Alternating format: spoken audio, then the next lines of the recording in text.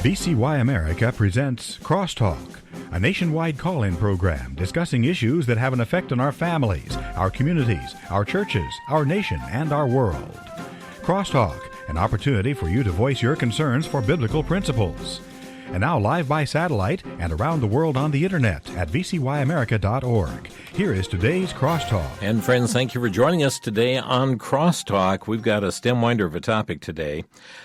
From coast to coast, there is a massive expansion that's underway of these AI data centers. They're being constructed everywhere. This expansion is happening simultaneously across the states. Farmland that was once used to grow our nation's food supply, it's being destroyed.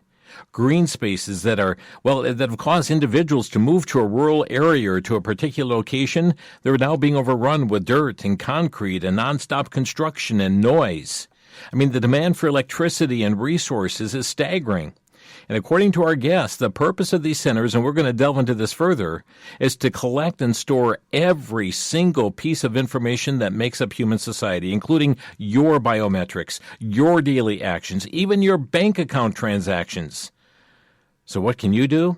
Joining us today, we welcome back Tom DeWeese, the president of the American Policy Center, one of the nation's leading advocates of individual liberty, free enterprise, private property rights, personal privacy, back-to-basics education, and American sovereignty and independence, and protecting our constitutionally guaranteed rights. Tom, welcome back here to Crosstalk.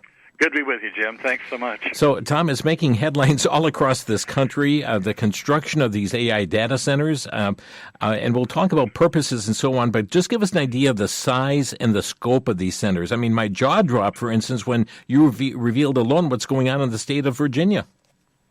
Yeah, Virginia's got almost 600 of these things. Wow. A lot of them right around where I live because I'm close to D.C., and all the bureaucrats know, to build this stuff up.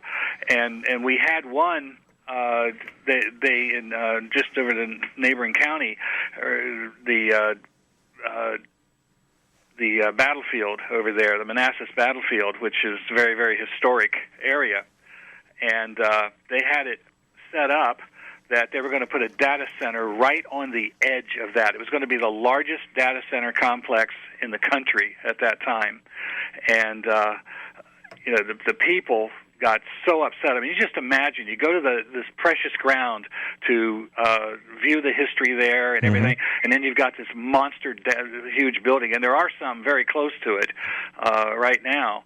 And they finally got some other organizations involved, groups that protect these battlefields and so forth, and they got it stopped. So this was a huge victory to stop that from going into place. So you said almost 600 in Virginia, but yeah. Virginia's not alone. I mean, these are all over the country, aren't they? Well, they are. I mean, Virginia seems to have the most at the moment, but Texas and Ohio is becoming a major center of a bunch of them, and there is a group there working to get on the ballot to ban them. And so people are, this is what I'm seeing here. It's amazing to me, all the years that I've been an activist and trying to get people to listen and understand things. This is exploding beyond anything I have ever witnessed, of people rising up and saying no. The most incredible one that now is on the front lines of everything is in Box Elder County, Utah, which is just above the Salt Lake there. Get this. This is going to be 40,000 acres. Oh, my.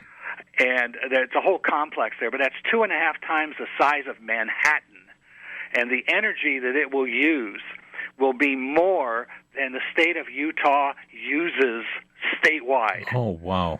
And they're very afraid, the people opposing this are very afraid that it's going to really affect the Great Salt Lake and, using up the water there and so forth. And they don't only use the water, they pollute the water, letting water back out and stuff, So any idea what is the end game? How many of these centers are they looking to have up nationwide?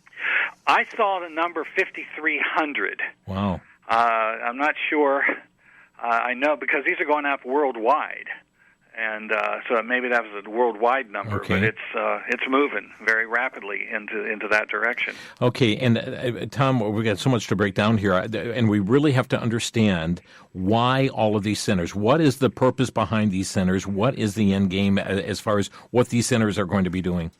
Well, AI is, the purpose of it, what they're moving towards, and if you look at what they say, that it's every single thing, as you said right in the beginning, of everything we do in human society worldwide. The people you associate with, your bank accounts, your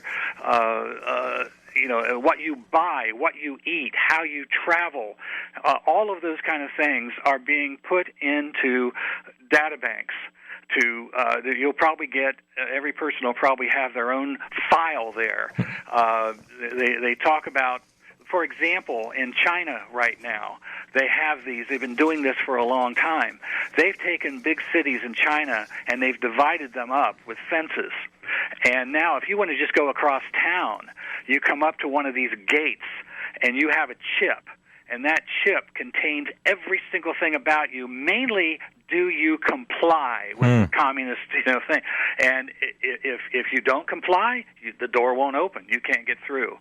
And this is the kind of thing they're using. And one of the huge things that we're hearing about here, I mean, first of all, having all that information there, that's why they need these massive data centers to hold all that information. But what we keep hearing, particularly coming out of the administration, is that we've got to be the leaders on AI ahead of China, because this is how this is how we're going to lead the world. We've got to be in control of this.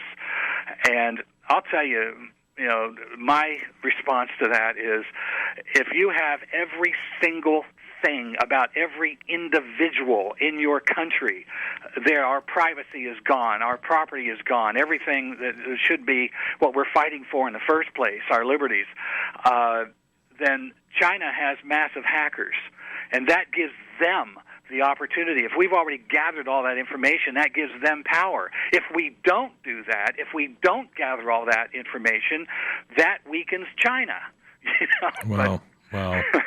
Well, Tom, right now I'm hearing do. This Tom DeWeese has a tinfoil hat on, but tell me, you've got a quote that you shared with me before we went live here that people need to hear. This is not you with some kind of conspiracy theory and so forth here. Tom, what you're about to share is staggering. Absolutely. I was staggered when I saw it.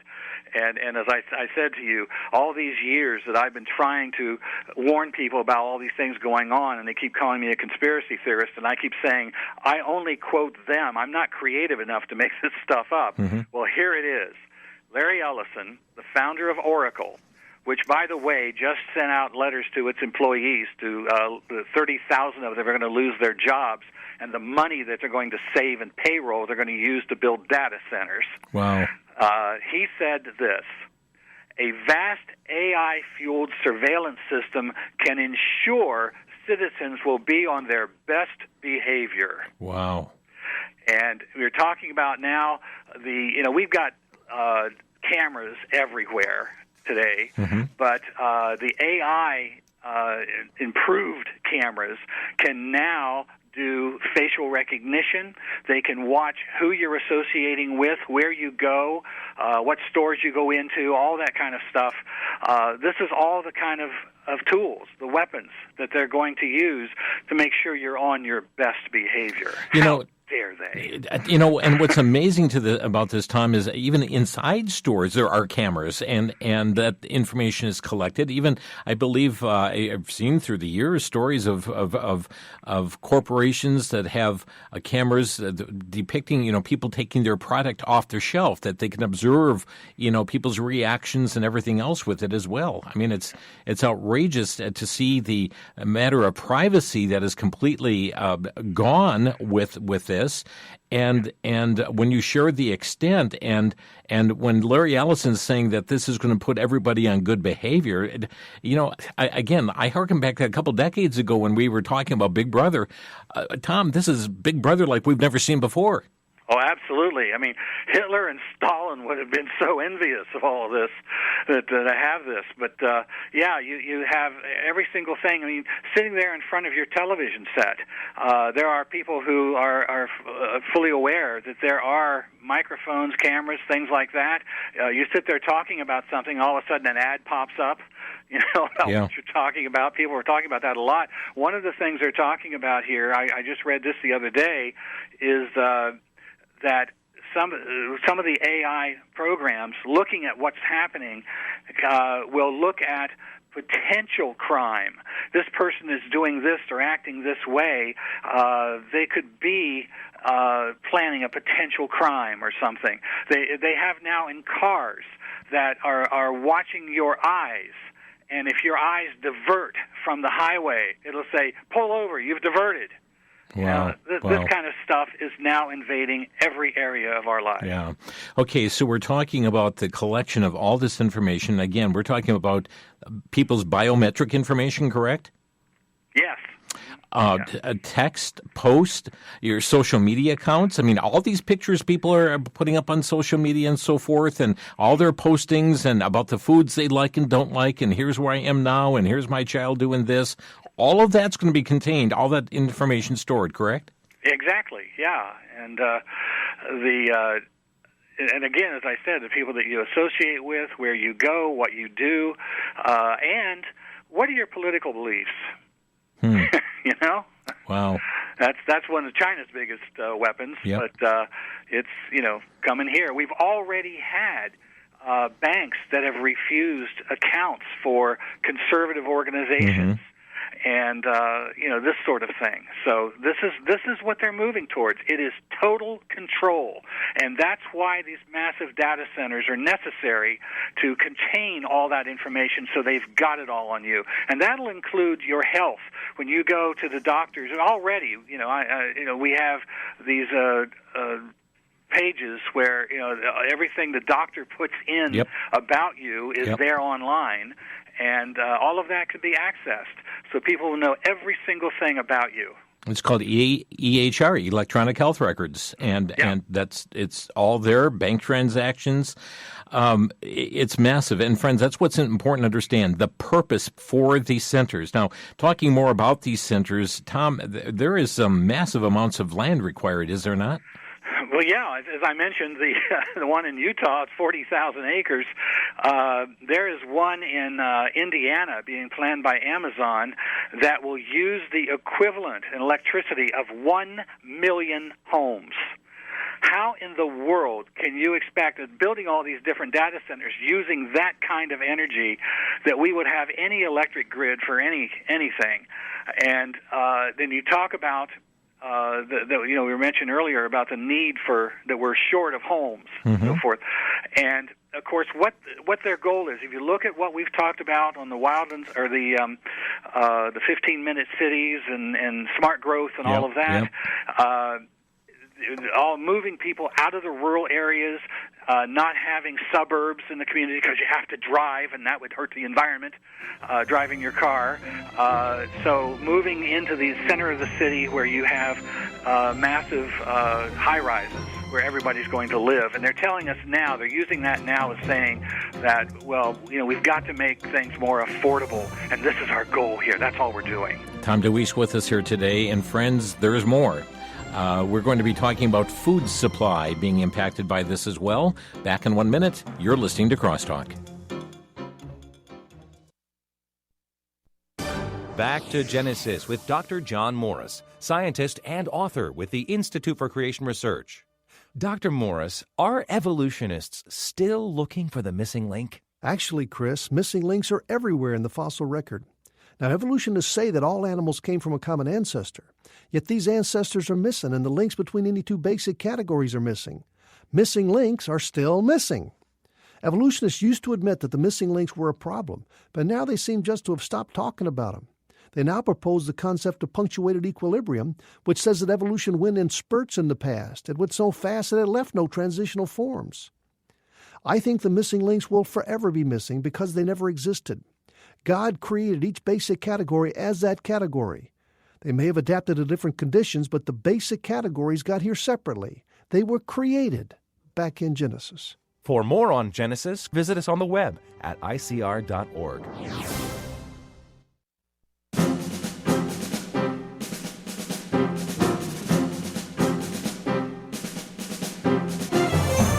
You're listening to Crosstalk on VCY America. Tom DeWeese is our guest today from the American Policy Center, and we're talking about the growing concern over data centers. And friends, now keep in mind, we're not just going to talk doom and gloom. We're going to talk about solutions, and that's going to be coming up a little bit later, so stay with us. But in order for us to have solutions, we have to recognize there is a problem. Tom, another aspect of this, and we talk about the land usage and the land that's being required for this, farmland is at risk, isn't it? Oh, absolutely. I mean, when you've got 40,000 acres being taken up for one of these things, and other ones aren't quite that big, but they're 10 acres, 20 acres, whatever, you've got massive amounts of what were farmland being put under roof when you come right down to it. And I know, for example, in my home county back in Ohio, small communities that I always knew as farm communities are right now being buried under these things. In fact, I'm going to Ohio on Thursday to do some videotaping of some of this, so we can really show what used to be just big open areas for farmland are now jammed in with these buildings. I'm anxious to get there and see all that. So, and Tom, the other aspect is, so we're talking farmland. We're also talking, there are people who just move out in the country because they like the rural setting and they like the green space, and that is also at risk. Oh, absolutely. Yeah. I mean, you have combined with this, I mean, all this energy use, they continue to advocate wind and solar, which is a total joke, because if one of these data centers is using the equivalent of 1 million homes, you were never going to make it up. If you covered every other piece of land under wind and solar, solar panels, where we had no open space whatsoever, they wouldn't have enough electricity to run this. And yet, that is one of the things they're advocating. And we are seeing, you've seen the photographs of these solar farms that go on as far as the eye can see. And that's all farmland. Yeah. So, it's really amazing. And we're talking, I just saw a story here a couple of weeks ago in the Epic Times, and it tells the story. I mean, the headline caught my attention: the farmers who declined a $26 million data center bid for their land. Just let me quote from this. A man representing an undisclosed company stepped on 82-year-old Ida Huddleston's farmhouse porch last year and made an offer he seemed confident she would not refuse. Huddleston and her daughter, Delcia Bear, were offered $26 million for around 1,000 acres of their farmland that had been in the family since the 19th century for the development of a hyperscale data center just outside of Maysville in northern Kentucky. Everyone has a price, the man thought, but not this family. This land is priceless. She said, I want to pass down everything you see here to the next generation.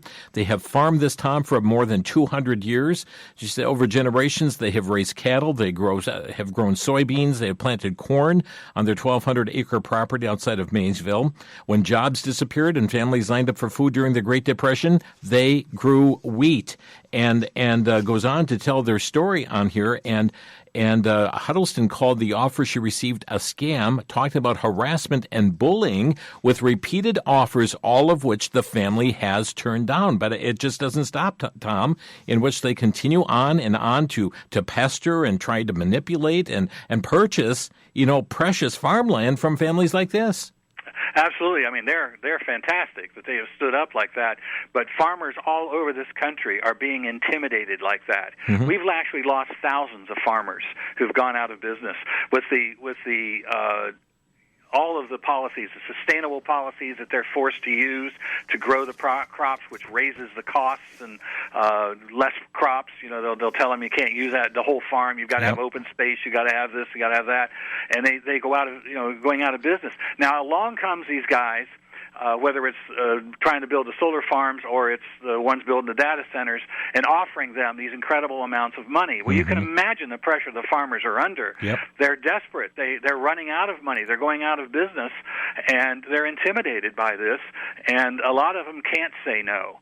And I wonder, if somebody offered you that much money, could you really say no? Yeah, it's amazing. Like, wow, I'll be set for life. But once that's done, there is no life because we have no food as they go through this. This is just incredible. And Tom, and the story also pointed out that the Mason County Industrial Development Authority has proposed to rezone 28 properties to allow the construction of a 2,080-acre data center campus that would support AI and cloud computing operations. And this is something that's happening too. It's the rezoning of these lands, and those zoning fights are happening in local communities all across the country. Oh, they are, absolutely. And you've got so many people standing up opposed to this, and yet you do have city councils and county commissions that are going ahead and approving this. What they did in Utah with this particular one there, 3 county commissioners there, and you had over 100 people. That I've got video of it. People chanting, "No, no, no! We don't want this in our community." The huge population. I mean, it's a very rural population, but a huge number of those who live there are opposed to this, and yet those county commissioners got up from their seats, walked out of that room, walked into a back room, and voted yes. Oh my! We're going to do this. Wow! And just incredible. The Utah Senate President, his name's Stuart Adams. What they're doing in a lot of this particular one, they have there's this thing, the Military Installation Development Authority, the MIDA. They have taken out of 40,000 acres of private land, 1,200 acres, which is government and has military uses and so forth there. Once you put that in place, then that kind of takes away the ability for the local communities to say no to this. And this Stuart Adams, who's the Senate President of Utah, said, the country that controls AI will control the world. Yeah, wow. We're in an arms race for AI technology, and we need to step it up. And I saw somebody, one of these other county commissioners, saying, this is about free enterprise. We need that free enterprise there to build it. And they're using this kind of language. But we're creating a slave state. Yeah, I mean, look at, you mentioned China, communist China, and this is what their social credit system, that is all tied into this, and they give that control over the people, and friends, that's when we talk about these data centers, AI data centers, every piece of information about you. Tom, there was, and let's talk about the resources too, and you mentioned power, but I just saw a story in Politico this past Saturday regarding neighbors of a data center in Georgia. They are steaming after they discovered the facility had sucked up nearly 30 million gallons of water without initially paying for it. It was reported that a water connection had been installed without the utility's knowledge of it. Another was not linked to the company's account, therefore not being billed. After all was discovered and they went after them, had a retroactive charge of over $147,000. A lot of water. It's affecting the water supply. It's affecting the electrical use of the community. Everything being sucked in there. Goldman Sachs projects that data center electricity demand could rise by 165% by 2030. Wow. And, I mean, where's the grid? And meanwhile, they keep building wind and solar, which produce nothing. And we can't use, the natural stuff, the oil and the gas and all of that.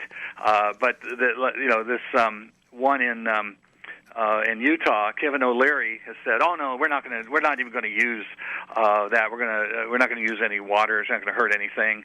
And they talked about how he's going to create 2,000 jobs and like $30 million in tax receipts there they're going to get for that. But the truth is, he's getting a tax break to do that. And we've got documentation now of what's going on. For example, they do not supply that many jobs. They might supply a lot of jobs to build them, but once that's done, operating them, permanent jobs are not there. The Virginia data centers, one report says, are credited with one permanent job for every $54 million invested. Wow.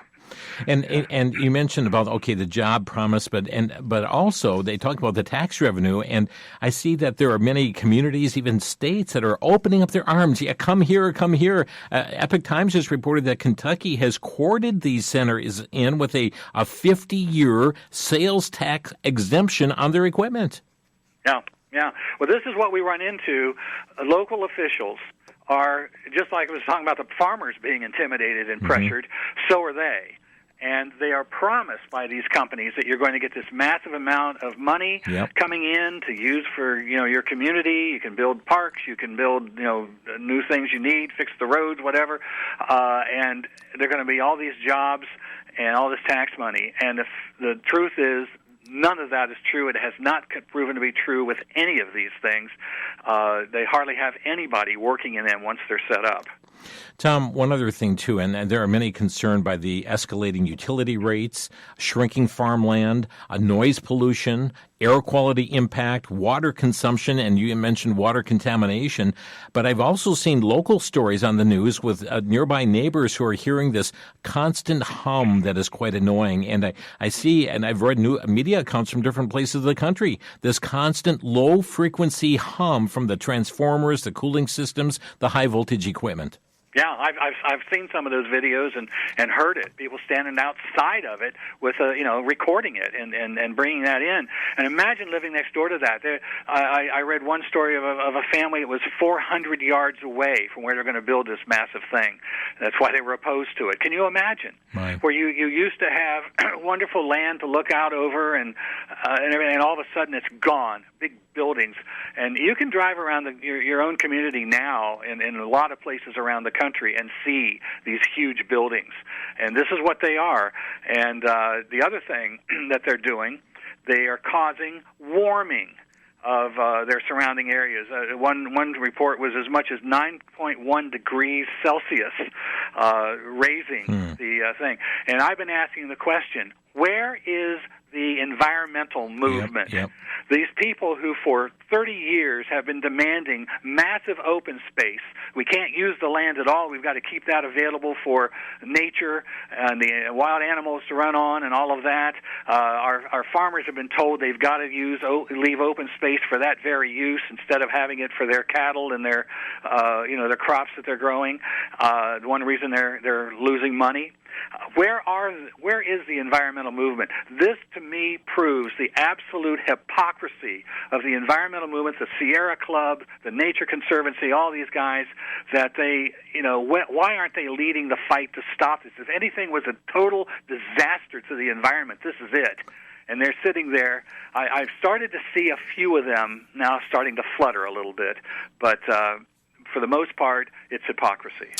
Tom DeWeese is our guest today on Crosstalk. We're going to take a break, and friends, when we come back, it's like we're going to talk about the grassroots opposition that is going on, but not just going on, it is growing on as well. And what you can do. Some of you are facing the situation right where you're at right now, and others who are experiencing it will give a warning, don't go this direction. I've seen the story just up the road from us here in Port Washington, and the dirt flying through the air, and 24/7 construction going on, and just the destruction of the landscape that is taking place. So what can you do? We'll be back with more information after the break. This is Crosstalk on VCY America.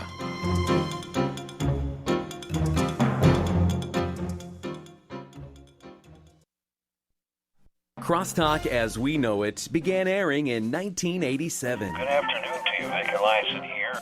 We are going to be talking today with... It comes your way from the VCY America network out of Milwaukee. Did you ever wonder what the letters VCY stand for? Ever pondered what's behind the ministry that presents Crosstalk every day? We're pleased to share with you a free copy of the magazine formatted book, God's Continuing Miracle, The VCY Story. This book of over 200 pages presents nearly 500 photographs, interviews, historic newspaper articles, and writings about the VCY America ministry, now over 60 years old. The magazine will also inform you about VCY rallies, the Birthday Club ministry, the VCY bookstore, and so much more. It is a testimony to God's faithfulness. To receive a free copy of God's Continuing Miracle, the VCY Story, call 1-800-729-9829.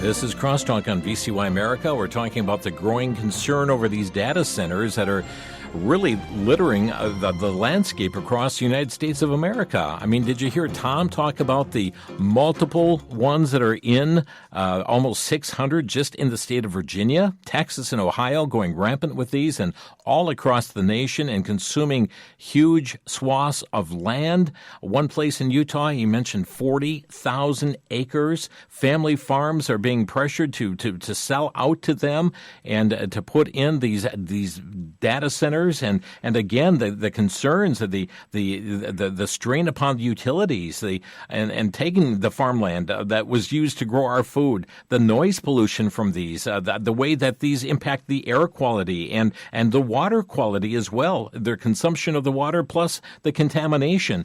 Tom is with us today from the American Policy Center. And Tom, I understand that grassroots opposition has just been off the charts regarding this. Tell us what's going on. Yeah, it has been. As long as I've been an activist, I've tried to get grassroots people to stand up and do things, and you get a lot of stares at you, like, I don't know, I can't do that. This has totally changed that. I have never seen a movement grow like this in such a fast time and having such an incredible impact.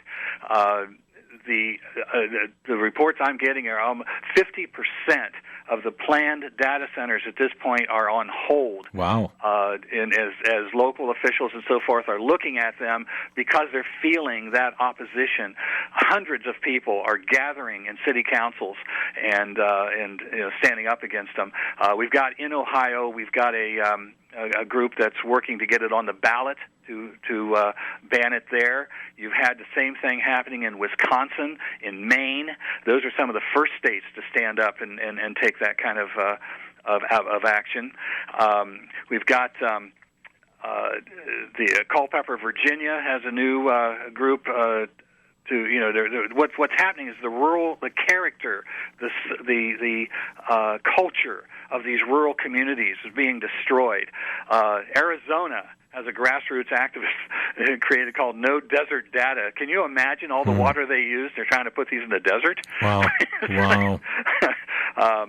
The NAACP has launched a Stop Dirty Data Centers campaign because some of them they're putting in, the lower income communities and so forth. Mm-hmm. And finally, one environmental movement, Food and Water Watch, is starting to come together to do something about it.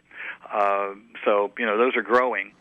But yeah, so and I know there's people who are very frustrated, Tom. You mentioned the city council, that everybody was there in opposition against us. They go behind closed doors and they pass it, and the people are left helpless. What can I do? I guess they can vote them out of office, but meanwhile that decision stands unless they go to court and battle over it. And that's the average person is just kind of sitting back saying, I'm concerned about this. What can I do as a person? Yeah. The one thing, sometimes these corporations putting these on have public meetings to try to tell everybody, oh, this is wonderful, it's going to help the community.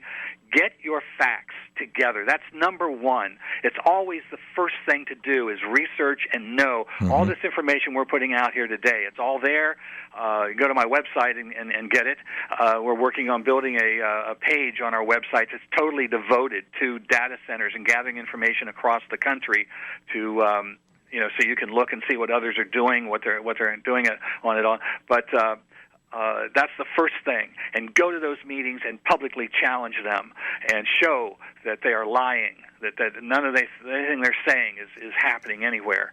As far as jobs and money and that sort of thing, and the total destruction of the property and the community. We've got to be there, and the places, yes, we have the example in Utah where they ignored everybody, but that just made the people angrier, and they're getting more organized.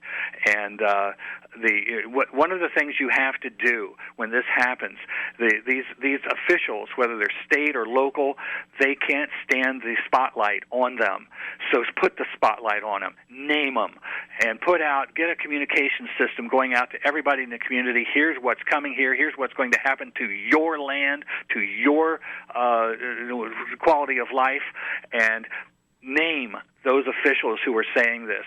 They are cowards when it comes down to that, and many of them will start to turn around and say, well, let's rethink this. That's what's happening in a lot of places. You've got to stand. These are big corporations with a lot of money, but they will back off if there's a huge enough opposition. And we're seeing, as I said, 50% right now are already on hold. And as they're looking at these things, and I have never seen such a movement on this, and I really am sitting here right now believing we're going to win this fight. If we can stop the data centers, if we can stop them from building all of those, we can push back on AI and have it and not allow it to be the slave state that they want to create from it. Yeah, let it go to communist China, but not here. Yeah. Friends, Tom's website, by the way, is AmericanPolicy.org. AmericanPolicy.org, and you'll find information on his site. I'm going to open our phone lines, and maybe some of you are living in areas where these centers are being instituted, created, constructed, and maybe you've got some questions, concerns regarding this. Our number to Crosstalk is 1-800-733-9829. 1-800-733-9829. That's our number to Crosstalk today, and we'll take your calls, your questions, or brief comment, and to talk about these data centers and what the proliferation that's taken all across this nation. Tom, I just saw a New American report that came out last month that talks about the grassroots protests that have led many of these data center operations now to roll out their fix. They're putting out robot dogs who are pacing the perimeters of these sites, patrolling the fences, inspecting the equipment, and then reporting issues. Robot dogs? I mean, this is crazy. Well, look what they're talking about. Why all this NASA data center they need? That's how they operate all these things. Robot dogs. We're going to have robots, taking your order at the restaurant. Robots everywhere you turn. And I have seen, they have said that people won't need regular jobs anymore. How are we supposed to live? How are stores supposed to have customers? Anything like that if people don't have jobs? And we're seeing how AI is destroying particularly white-collar jobs to begin with, but blue-collar jobs are to follow, and running the factories, all of that sort of thing. You need to get back to Agenda 2030 and find out you'll own nothing and be happy, Tom. There you go. Oh, wow. That's what they meant. See, again, we've quoted them, and people don't believe it. Right. Friends, our number to call. I see our lines are all packed here. We'll be taking your calls here, 800-733-9829. Tom's website, AmericanPolicy.org. Our first caller is Sue in West Bend, Wisconsin. Sue, you're on the air. Hi. Thank you so much for this topic. Tom, we're struggling with out here in Washington County and Ozaki. Obviously, the data center push, but they need the power. So we have had the push from ATC, and so they want to plow over homes, plow through natural areas, and put new power lines up because they know they're going to need that. And so we've been pushing back on that out here, and we have an attorney, and there's wonderful people involved here. But our lawyer said we were once known as a dairy state. We're becoming the data state. Wow. Wisconsin is also fighting this, and they love Lake Michigan, and we don't have the regulations in place. Yeah, that is where we've really got to move on it. And I'm going to tell you, I've been a supporter of Donald Trump and so forth, but I am very upset that he put out an executive order saying that states could not put up regulations that would diminish any of this fight for AI. And that is just wrong. This is local. When we were fighting the carbon capture pipelines, one of the things that I was succeeding at was getting local elected officials to start to pass legislation in their county or in their city to protect the property rights of the people. If the property rights are protected, they can't do this. And that has got to be done. That's got to be the number one thing we do, is focus on protecting property rights. Yeah. And then the rest of it, we'll have the upper hand on them. Yeah. And we are writing letters and doing all that, but we also question, where's the DNR? Where are the people protecting these natural areas? Right. Thank you. Thank you, Sue. Appreciate the call. And, Sue brought up another point here, Tom. It's not just that footprint that the data center is sitting on, but and I've seen this, the massive trough of property and natural beauty and tree lines, everything that they're taking out to put in the delivery system to get power to these areas. And that goes on for miles in some cases. Absolutely. And if you get, and that's the thing too, we're not talking about putting one data center there and, that's okay, we can live with that. What if you got 20 or 30 of them all in the same area? That's what we have in this area I live in Virginia right now. Yeah. And so that's, and then imagine if one of them is using that much power, what's 20 or 30 of them do? Elizabeth is our next caller in Dallas, Texas. Elizabeth, you're on the air. Yes, thank you. I'm totally ignorant about all this, and this is the first time that I have been informed. Mm-hmm.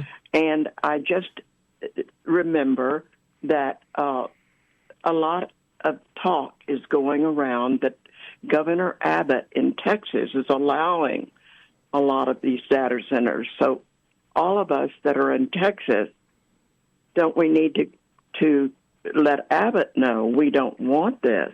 Yeah, absolutely. Every politician in this country has got to feel pressure on this. They have got to feel, what victory looks like is when your elected officials say to the folks trying to put all this stuff in place, do you know what my people will do to me if I do that? That's what victory looks like. They've got to feel the pressure from the people that elect them. Who do they represent? You, the voters, or private corporations that are just piling their pockets full? Yeah. And a matter of fact, here is from the Texas Tribune. Texas Republicans have a data center problem. And it appears that, Texans are standing up and people do need to contact public officials. Thank you, Elizabeth, for the call. And something else, Tom, she pointed out here, she says this is really the first she's learning about this. And there are many people who don't know. So may we request listeners to Crosstalk today that you share what you have learned. Go to Tom's website, get the information, get the facts, and send it out. In just a couple hours, the audio for this program will be up on our website. You can put it through your social media channels and just let people hear the links to the program here today. You can do that if you want a hard copy. We do have a $6 fee, a donation for the copying and mailing costs. But aside from that, it's up on the web free. And Tom, that's what people need to do. The information that they have shared and learned, they need to pass on to others as well. Absolutely. And that's the thing. This is really a very new issue. It has popped up just over the last few months in the at the level that it's at now. So it's not surprising that a lot of people haven't heard about it. I'm just learning. I have written what's going to be a cover article for New American Magazine for the June issue on this, and as I was writing it, I had to update it 3 times in a week. It's going so fast. Stuff was coming in, and it's just absolutely amazing. But yes, we'll get this website together. We're still working on it to get it so we have all this information in there, and that'll become the center of information across the country. We want to gather everything we can and share it with people, what you're doing, what we can do. AmericanPolicy.org, the website. We'll get to more of your calls after the break. You're listening to Crosstalk. For the Worldview Report, I'm Brandon House. Our website's worldviewtube.com. Lots of talk about UFOs, right? The government has released a lot of video footage and documentation, but it really has turned out to be a lot of nothing so far. Some of it, has natural explanations like ice crystals and other things that we didn't know about in 1969 when the astronauts were on the moon. We do today. I interviewed a rocket scientist with the U.S. intelligence arena who talked about this on my broadcast. But what is this really about? I think it's setting the world up for a gigantic spiritual deception. One of my friends pointed out that a lot of this interest in UFOs and these sightings began the year before Israel became a nation in 1947. Israel became a nation in 48. Satan knows where we are right now on the timeline, in part by watching Israel. He's looking for a global spiritual deception, and he also needs to explain a lot of the demonic activity that'll take place according to Revelation 9. Don't be deceived.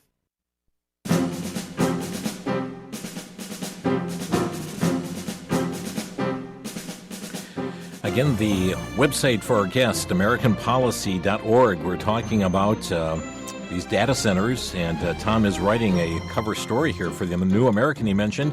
Let's get right back to the phone lines here, and they are packed. Our next caller holding the longest is Kathy in Newcastle, Delaware. Kathy, you're on the air. Hi, thank you. I just wanted to call because we have in Delaware City, Delaware, we have a refinery, huge refinery down there. And all of a sudden, this data center started being built right next to it, which everybody was thinking was a terrible place to put one, first off.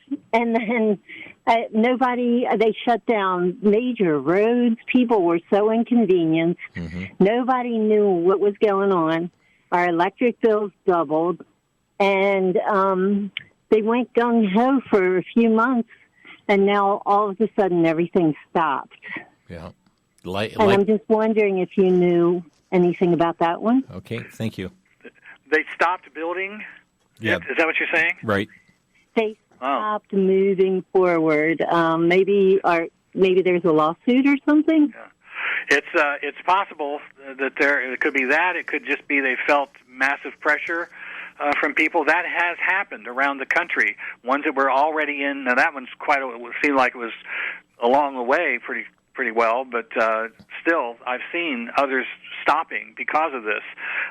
These guys are going to lose money, and they're going to have, if we are able to stop these things, and this all backs off, these massive data centers may not be able to stay in business, because now you're going to have a whole bunch of empty buildings on all this land. So keep in mind there are thousands of these across the country, so Tom cannot keep abreast of every single one, but certainly we see the trends that are taking place and the need for the locals to get engaged in that issue. Thank you for the call here, Kathy. Let's go next to West Allis, Wisconsin. Brad, you're on the air. Hey, Brother Jim. A while back I heard about this with the AI and the coming data centers, and they were talking about these data centers having and owning their own power plants and generating excess electricity that they didn't even need, and they could put it back into the grid, or put it into the grid and make up money off of it, not drain it from the grid. I guess that turned out to be a song and dance. Well, they're using so much more than is even being produced, really, in a lot of cases. One of the things they're talking about is nuclear power. That would be the case, that they could have their own nuclear plant to provide their... Well, yeah, that would provide what they need, but a major problem with that is that it takes a long time to get that set up. You don't do that overnight. Meanwhile, they're building these data centers overnight, and so the communities are already being affected by it. And the other part of it is that a lot of the elected officials don't believe in nuclear power. They're afraid of it. They don't want to use it. So all that has to be changed before that can be used. And so that's not a solution to the problems we're talking about here now. And them creating their own enough power to help run the community, I'm sure they've said that and used that as a promotion for it all, but I haven't seen it happen anywhere. Yeah. Thank you, Brad. And just one more thing. The point about the environmental groups was a good one. Yeah. They're nowhere, and they're useless. Of course, we've already known that they're about as handy as a screen door on a submarine anyway. Thank you, Brad. Let's go to Sam next. Hi, Sam. You're on the air. Yes, good afternoon, gentlemen. I'd like to say it with all the data centers, I would refer to those as electronic concentration camps, garnering all the information to impede people and keep us in line. Yeah. Yep, absolutely correct. Yeah. Yes. Thank you. I mean, we're talking about every piece of data. You know, your posts go somewhere, Tom. Your texts go somewhere. The emails go somewhere. It's all, this cloud that is out there. We'll get one more call in. This is it Sterile in Indiana? Hello, go ahead, caller. You're on the air. Okay. Well, I just wanted to call. I'm calling from northern Indiana, and this is big farm country up here. And I'll tell you what, just like with the solar farms, I want to know, do these data centers ruin the farmland the way the solar system, the way the solar stuff does, where it takes off the topsoil, and then after that, after they're done with them, you can't farm anything or grow anything. And it's not good for wildlife, cattle, growing crops, or anything. And people need to understand how serious this is. This could cause mass starvation. This could start famine, and the United States has not known that kind of situation in all that I know in all of our history. So that's a comment I have. And also, people need to know there's a number that you can call the White House for comment lines, and those messages are put in and get directly to the president and his team, as well as you can write or go online and do that. I think our president needs to be, if he got mass calls and mass notifications, and as well as our local leaders about this kind of concern from our citizens and stuff, I think they would listen. Thank you for the call here, and let me just thank you for the call. I'm going to have Tom comment, but since you mentioned the White House comment line, that number is 202-456-1111. That's a White House comment line, 202-456-1111. Tom, go ahead. And I absolutely agree. If they were to get 1,000 calls on this from across the country, it will have an impact. They will notice. And we've got to let them know the American people are opposed to this. This is not the answer to our freedom. It is the answer to our slavery.